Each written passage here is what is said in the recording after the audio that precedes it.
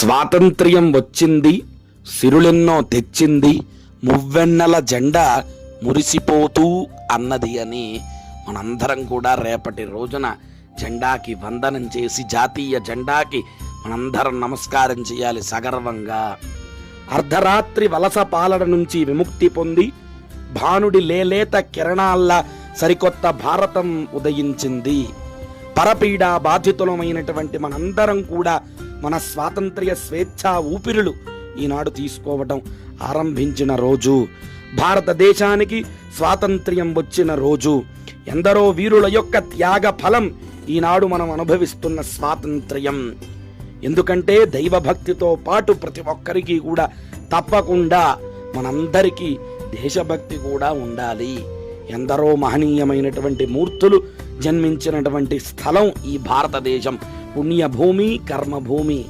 ఆది విష్ణువునైన అవతారమెత్తించి కర్మ ఫలమిప్పించు కర్మభూమి అని ఈ భూమి గురించి ఒక మహాకవి అద్భుతంగా చెప్పడం జరిగింది.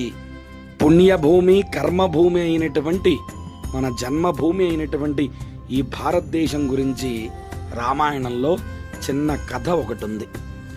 రావణ సంహారం జరిగిన తరువాత రాముడు తన పరివారంతో కలిసి లంకా నగరాన్ని చూడటానికి విభీషణుడి యొక్క ఆహ్వానం మీద వెళ్ళాడు. వెళితే ఎంతో సుందరంగా ఉంది ఆ లంకా నగరం. పసిడి కోటలు, ప్రాకారాలు, వజ్రపు స్తంభ గరుడ మేడలు, ఎటు చూసినా కూడా బ్రహ్మాండమైనటువంటి దేదీప్యమానమైనటువంటి ఐశ్వర్య కాంతులు వెదజల్లుతున్నటువంటి స్థితిలో ఉంటే లక్ష్మణస్వామి ఆ లంకానగర సౌందర్యాన్ని చూసి ముగ్ధుడైపోయాడట. హనుమంతుడు చెప్పాడట, ఏమయ్యా లక్ష్మణయ్యా, ఇప్పుడేం చూశావు?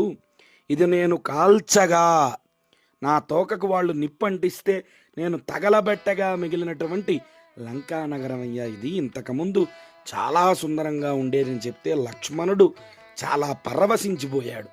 ఆ లంకానగర సౌందర్యాన్ని చూసి రాముడితో అంటున్నాడు, అన్నయ్య, మనం విభీషణుడికి ఈ రాజ్యాన్ని భిక్షగా అందజేస్తున్నాం. మనం మళ్ళీ ఇక్కడి నుండి బయలుదేరి ఎక్కడో ఉత్తర భారతదేశంలో ఉన్న అయోధ్యకి వెళ్ళాలి. అక్కడ ఎలాగో భరత శత్రుఘ్నులు చూసుకుంటున్నారు కదా, ఈ లంకా నగరాన్ని మనం పరిపాలిద్దామా అని లక్ష్మణుడు అంటే ఆ రాముడు ఏమన్నాడో రెండవ వీడియోలో తెలుసుకుందాం.